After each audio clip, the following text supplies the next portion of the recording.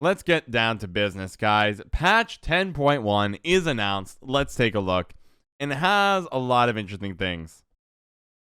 Number 1, new features. Draft mode leaves early access. Tickets starting a new run in draft mode will now require a ticket. Each player will be granted a free ticket upon login. Rewards. Players will now be rewarded based on the performance of their runs. You might be excited about this. I am not. You might be excited about this, but I am not excited to see this. This was something I was expecting, but it's not a good thing. No one has ever said that draft is their favorite mode in Gwent. No one loves this mode. There is no functionality changes to this mode. However, they're moving it out of early access. Why? Why? Not This Time loves it? Awesome. Most people, you're in the minority here, Not This Time. Here's the issue. Like, I can't even create content around it because it's not loved enough. The problem with draft mode is that it needs more work. And the fact that we're seeing it leave early access means I don't know if CDPRs can put much more work into it, right? You can just call it a final product. It's the product is bad, right? That's it. You can make a final product, but have it be a bad product. Some people like it. I think it's very, very few. Not This Time. You're the first person who says they love it. People talked higher about Arena, but not many people are keen on draft. My takeaway is, if you were hoping for this to be a full-time mode, which is key for a lot of games, Legends of Runeterra has a great draft mode. Magic the Gathering is just an incredible game to draft. And it's been built around draft for many, many years, so that might change in the near future. Gwent is not, and the fact they're not putting probably more effort and time into this indicates to me that behind the scenes, Gwent, shrinking down a bit. We can try it on stream one day, McRandar. I might wait another. I'm tempted to wait another patch and just see if they do any more work here, but I think this is not a good sign for the longevity of Gwent, in my opinion, because it means to me we're moving away from more features. We're going more into a sustainability mode, balancing and adjusting a couple cards here or there. Maybe adding here and there as well. It does, I agree, fix the rerolling to getting hyper OP ones. It does. But it also doesn't come with any more changes. You can ignore draft from now on and call it fine. And like, that's not good. If this was draft mode leaving early access with 5 changes, I'd be a little more optimistic. But I'm pretty sure this is CDPR saying we're not going to put development resources much more into draft mode. And then as a result, since we're not going to put any more, we're cutting back on the team behind the scenes, we need to just cut back on the ambitious modes.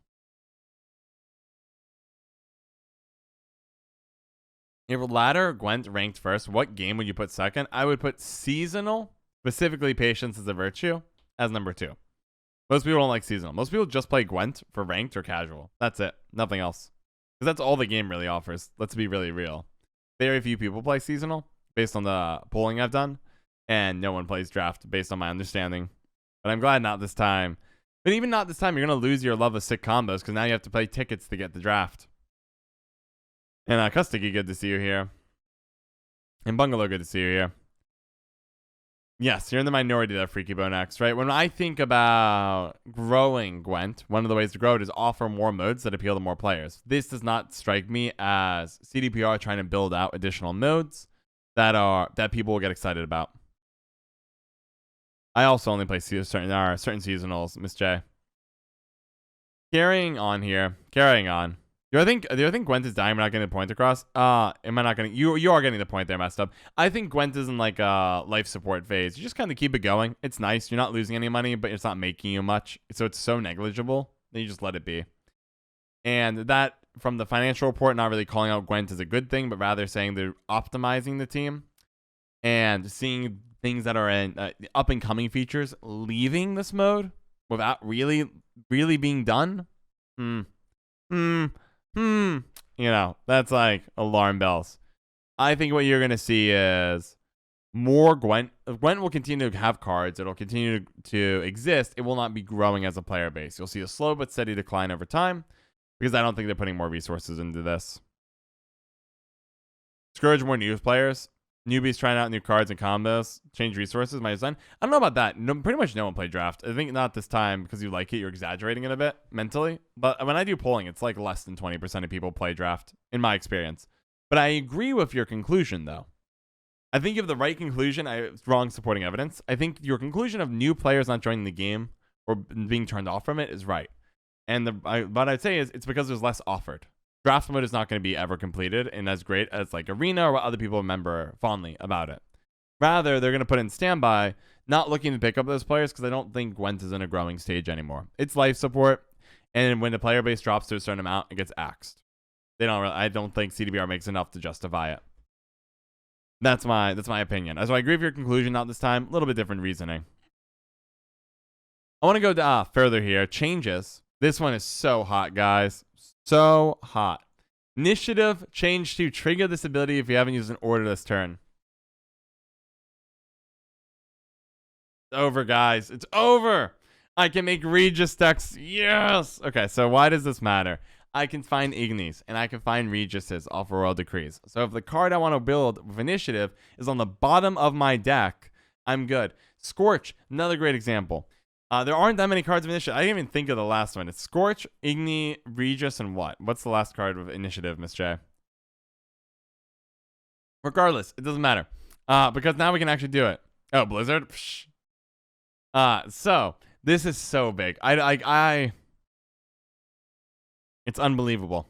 It's unbelievable. I can actually build decks. Notice no orders. You can still set up the row, but now I don't have the situation of if I can't find the card because it's on the bottom of my deck and now I can't play my deck. Now I can actually hit Royal Decree, Regis.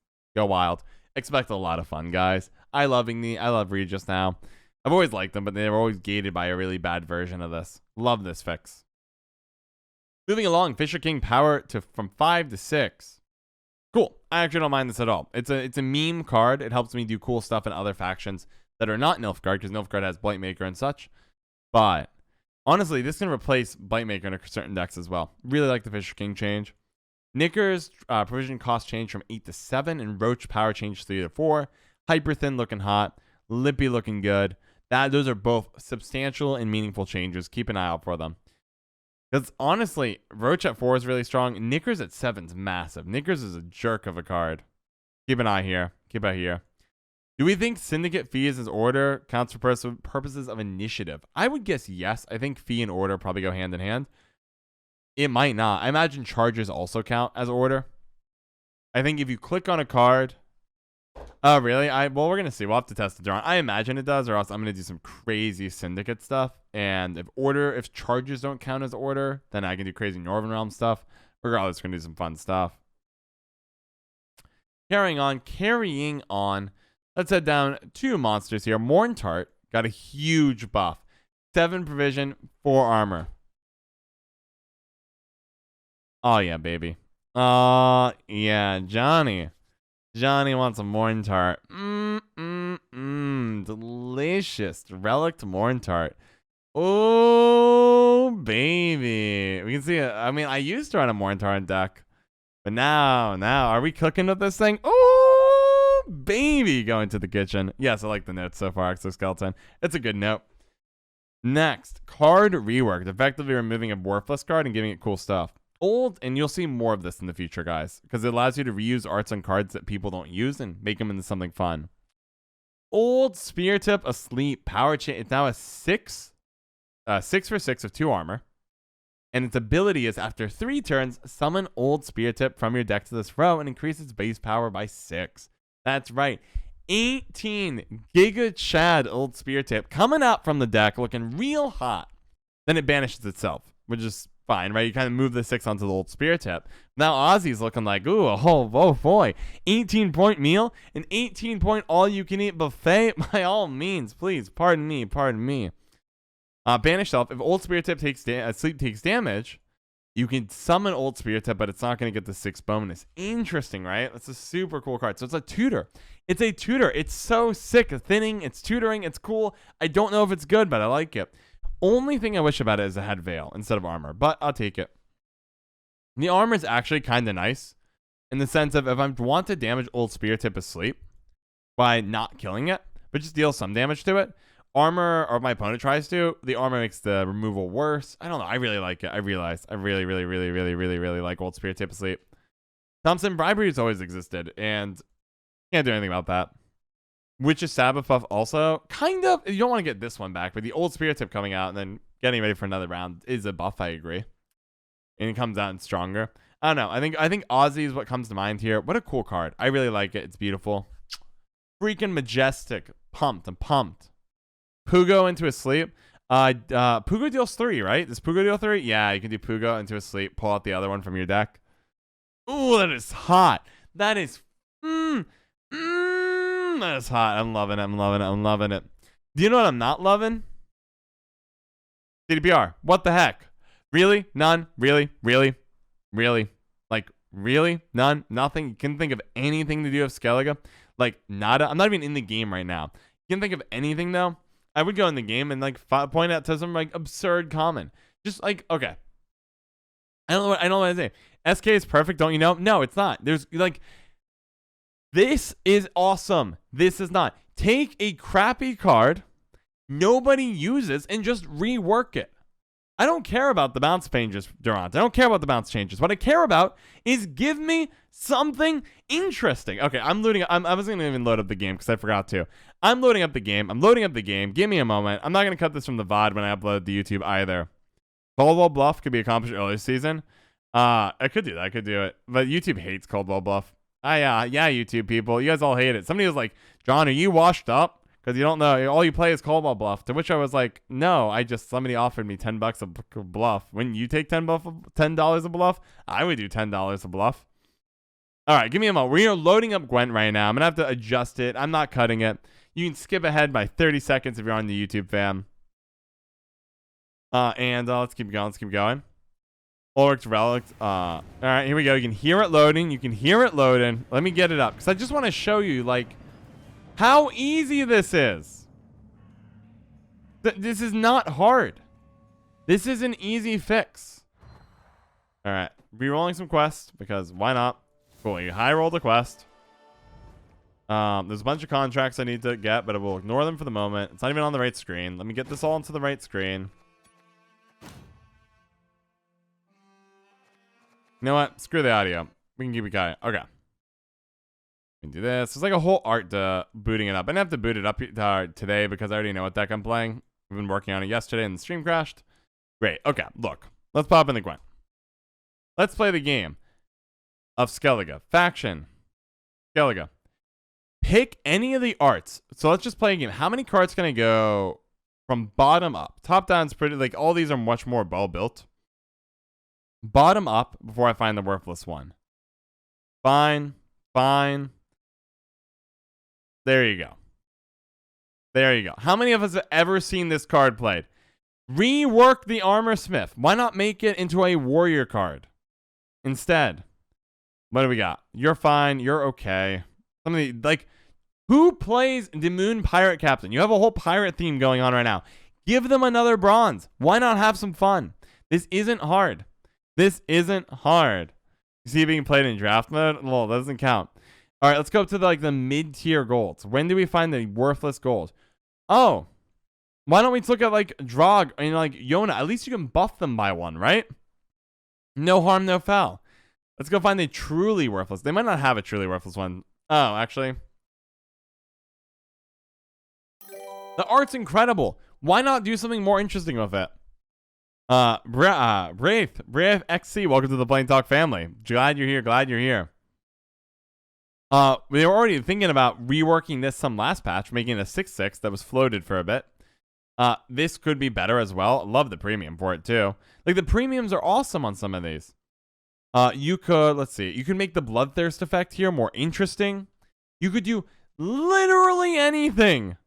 You could make Nut 7 for 7. You buffed him, no one plays him, buff him again. He's a cool card. Oh yeah, Oldark, I forgot about that boy. Where's my boy? Oh yeah, this dude, no one plays him. He's a 7 for 6 that might not be able to use his ability comes down. Lugos has a great premium. Where are you, Lugos? I love the premium on Lugos, personally. Anyway, I digress. All I'm trying to make the point here, all I'm trying to say is, dear CDPR, this is unacceptable. Please do something. Anything. Just like anything. A tweak. Accidentally break the faction. You're not going to even break it. If you move a random gold card or two by 1 point or one less provision, you will not break the game, but at least we have a chance of playing of something interesting. been awful. Just awful, guys. Awful. If you're sitting there saying this is fine, no. Just do something with it. Look at this. Look, Northern Realms at least got something. Instred's now 6. Beautiful. I get to make my Snowdrop Instred deck that I intend to play a little bit better. A little bit better. This is a great example of all you had to do. Just go back here and you say, you know what? I don't know about testing it, but why don't we make you a 4 for 5? Now you're an 8 for 5. You can ping a bunch. Now you're playable. You're really good and like not broken. Or maybe it's too good. I don't know. Maybe but you'll be pinging your own stuff. I don't know, but like I think it's worth the risk. Give me something fun. Give me the good stuff, guys. Yeah, Larkock, sorry. Your Instred Snowdrop, my future Instred Snowdrop deck, but it is yours. Busy being slaughtering Cobb. We'll talk about Cobb. Cowbag, good to see you here. Let Moores, good to see you. A lot of people are here. Kravenov, good to see you. Kravenov, Moores, Jezrus is snuck in. A lot of you guys sneaking in. Counter, how's it going? Let It Gang is here now. So many people are here. Let us continue. I keep reading your comments, forgetting to say hello to the names. Scoia'tael. Guys, is this CDPR liking Scoia'tael? Oh my gosh, you be here too. Indeed, Painful Lesson. Good to see you. I think you were here for a while though. And I be here too? Well, hello to you too. All right, Scoia'tael. Invigorate the 6. Let's see, from 16 to 15. But now you can buff basically Torque 3 times with it. So this is a strong buff, I think. I think it's really good. Because Torque is obviously factored in with Invigorate every time. Milva, I'm going to miss the 2-in-1 because everyone sucked at the math, but now the math is easy. It's a okay change. It's probably fair. I kind of wish it was a provision change personally as opposed to a damage change, but so be it. I think I would have knocked it up 1 provision to 12 if I were them, and I would not have kept it at I would have kept the damage fine. I think 2-in-1 was a fun mastery thing for people to get used to. Next, the Circeus deploy is now damage 2. We don't need Death Blow anymore. Just buff a random unit in hand. I like it. Still a really poorly designed card, but like this is progress. This effect is good. I like this effect. It's like kind of like the called the nature circle of life, whatever it's called, circle of life, nature, whatever it is. You guys know what I'm talking about. Deal 3, buff in your hand. I like that. I wish it had Death Blow. You can turn it from random to a normal unit, so it was more in line with that idea, and just get rid of Harmony too. But that's okay. Next, Dwarven Agitator. It's now a 5 for 4 ability. Deploy given armor to 2 dwarves in hands whenever you play a dwarf given an armor. It's fine. It's a card. I wish it was player spawn. Player spawn, the card would be fun. It's fine though. Keep an eye on it. I don't know if I don't think it'll be that big of a deal. Annoying, but the dwarves already had a bunch of armor. Carrying on. Hawker Smuggler. Deploy. Boost an allied unit in hand by 1 if it's already boosted by 3. So you get to just boost Torque by 3 instantly. And Torque, let me double check how it works. I want to just do a little switch here. Does it move the 3? I think it just moves the 3 over, right? Yeah, same amount. So that's really strong of Torque. Hawker support is freaking insane. Hawker support, how many points is it just the playing game? Is it a 9 for 4? Yeah, okay, Hawker support might be broken. Jesus Christ. Really? They made this? If it buffs Torque, it's a 9 for 4, and 6 of the points are carryover. Holy crap, that's strong. That's an insane bang for your buck. It's a 3-point card for provision. Boost an allied in your hand. If it's already boosted, boost by 3. And obviously, if you're running Invigorate, it's already boosted. And it's not random. If it was random, I kind of would understand, but I would complain maybe a little bit about the high roll.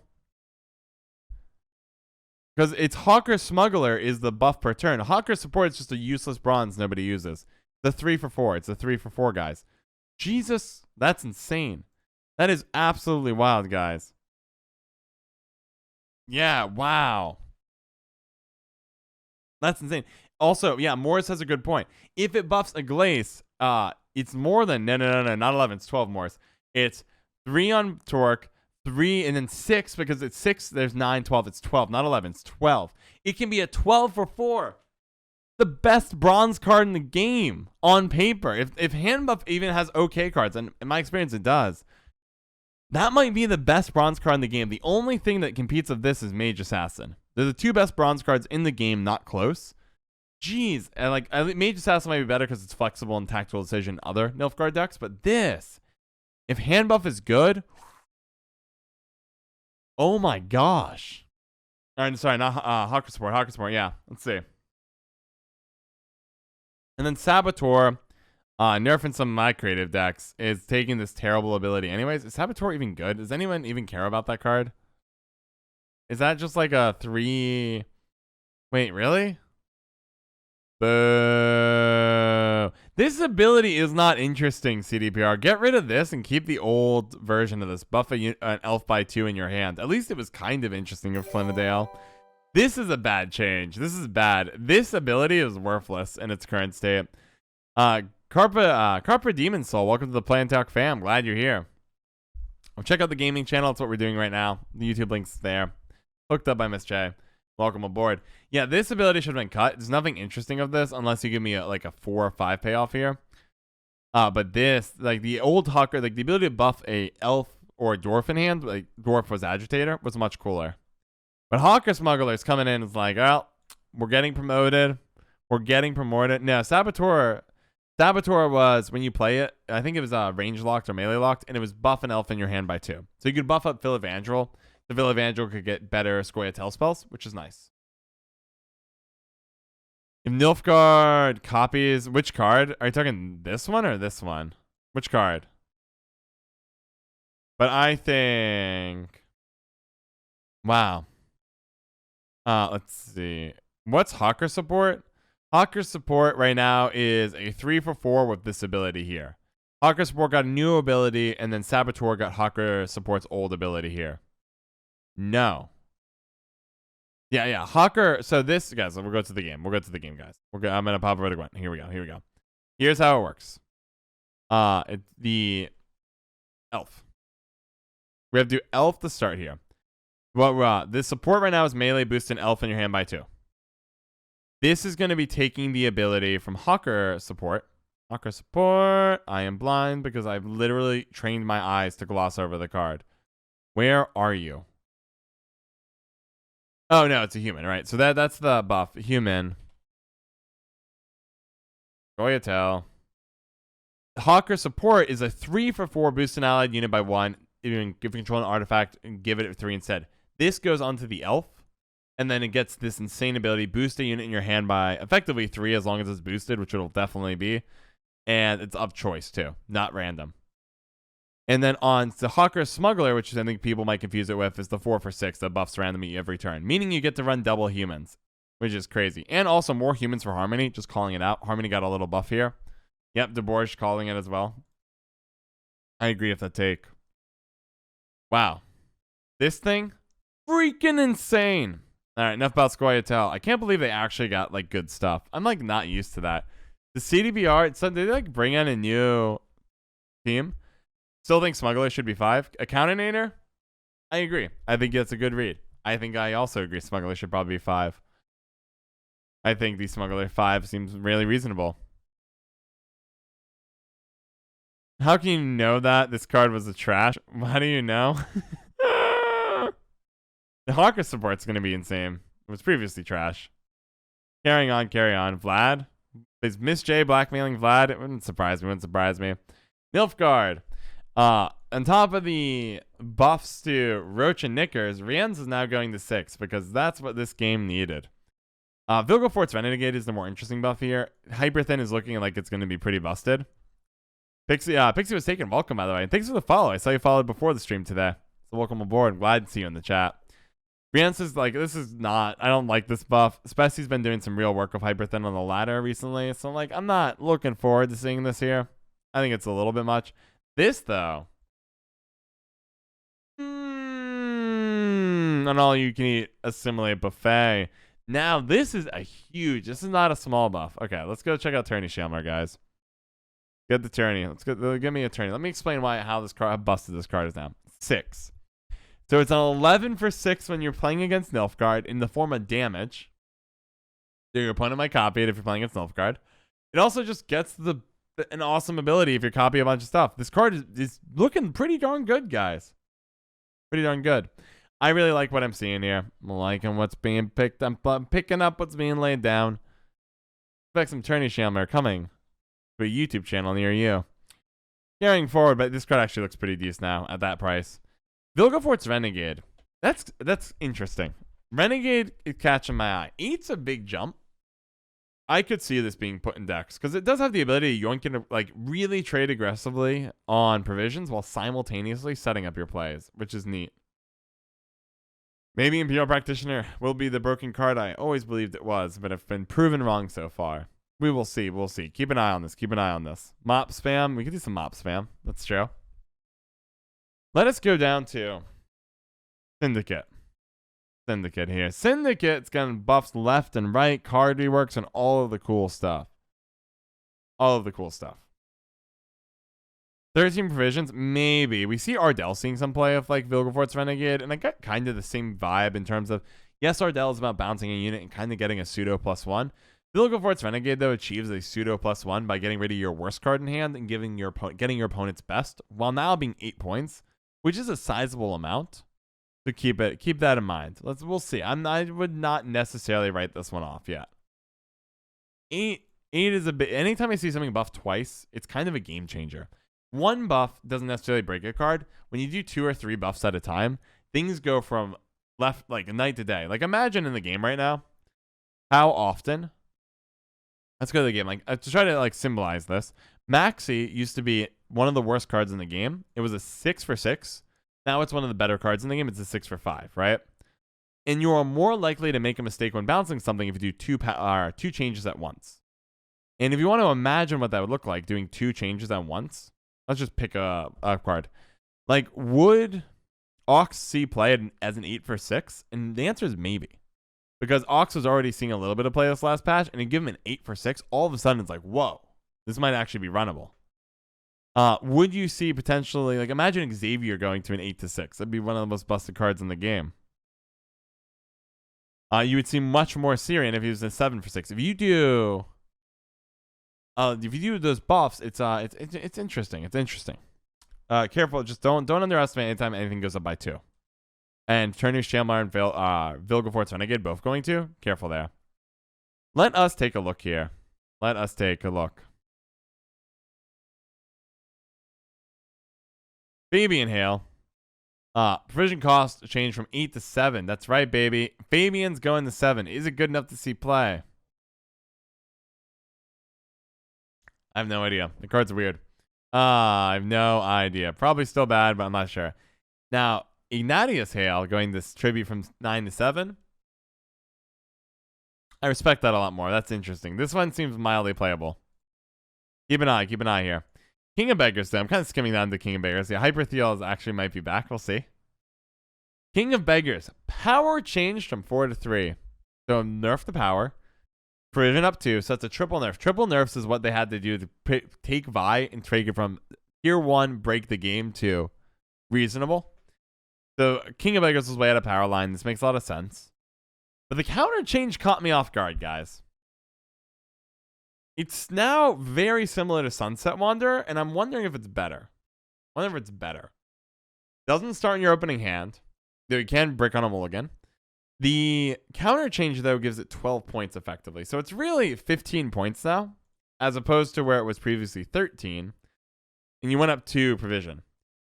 I think it's really good. I still think King of Beggars seems really good. It's more in line with, requires a little bit more deck building finesse. You need multiple tributes. Basically, you just need to run Jacques. Oh no, Jacques.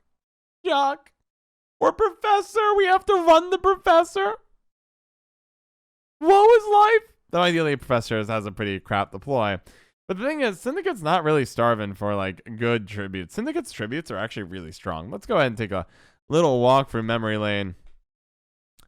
You're one of the best tributes in the game, and you can easily slot them in. Scoundrel happens to be a tribute. I don't know if anyone remembers that. Savoli's obvious the one you're trying to set up. It's a 9.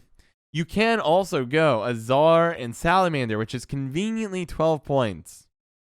Conveniently 12 points, meaning you could pivot away from Savola, pivot over to Salamander like Specimen Gwent's been pushing really hard, and oh look, you just get to do it perfectly. Let's carry on. You could also go into things like Morellis, getting a refund on 6, so he's just 4 destroy. Seems very good. You have Graydon. You can go more into the bounty hunters and like all the witches that got buffed. Woe is life. Woe is life. What are some other great ones? Ignatius is probably not where you're looking here. One that's kind of undersung, I've always kept an eye on, is Salamander Mage. It's 4 deals, put in 4, deal 6, and it refunds a coin, right? So it's like, this seems pretty darn busted. Because it refunds a coin, meaning it's one of the few, put in 3 coins effectively because they cancel out.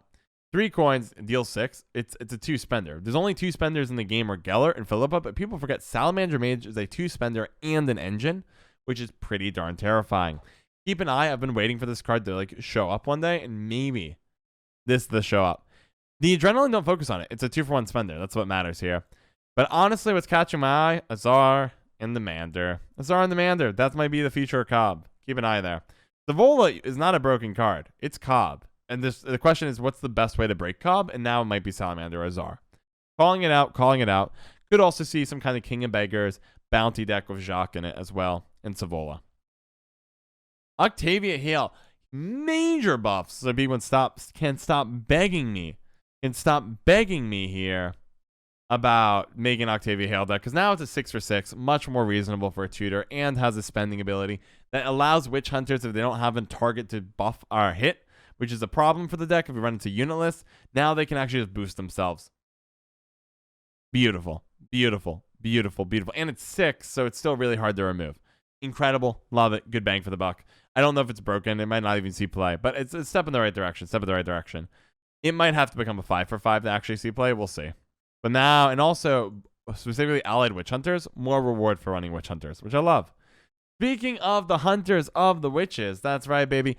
Hunters of witches, Savvy Huckster added to the witch hunter category, has a new part of ability, fee gain 1, vitality 1. Okay, so Savvy Huckster is now a spender and a witch hunter. Does that change anything about everybody's favorite bonded unit? Gwent, you gonna load here on me, buddy?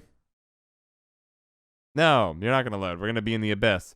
Which, oh, come on. No, it's not loading. Why? Why are you like this? Why are you like this? Fine. Let's see if it captures it. Wait, is the stream dead? Please don't say that, Luckhawk. Is it alive? It better be alive. My computer's still operating. But apparently Gwent isn't. Whatever. It's just chilling there. Anyway, Savvy Huckster gets Witch Hunter tag, new part ability, fee 1, gain 1. So it's a spender. It comes down as a 6-for-4, and then it can become an 8-for-4 effectively. That's actually a lot better. And that might see a little bit of play. The vitality one's pretty bad, though. TLDR, I love Spear Tip. I don't know if it's good, but I'm going to play it, test Rival. I think it's probably pretty decent, though. I think it's probably pretty decent. But what I really want to talk about is, like, this could be fine. Mushy Truffle's pretty busted now, too, so maybe it's worth it. But Beggars are also really competitive. Last but not least, though, at least it's a step in the right direction here. Scapegoat. Scapegoat. Oh, my God, this card is so good. Oh, my God, I like this card. Where do I even want to begin? Oh my gosh, it's so good. It's so good. So good. I'm surprised yeah, I agree with you, Skeleton. Truffle should lose or gain in provision, I think is probably fair. Let's talk about Scapegoat. Why is this good? Syndicate can go more unitless now. That's 1 perk. 2, it instantly puts a bounty on itself, which means Ignatius Hail, which tribute costs 37, is now more reasonable. Ignatius is on track to play pretty consistently now if you run 2 Scapegoats as a 12-for-6, which is a really good bang for your buck. In addition to that, it's 7 coins, right? If I like Vigilantes out, it's an auto kill. If I have a spender that kills bounty, auto kill.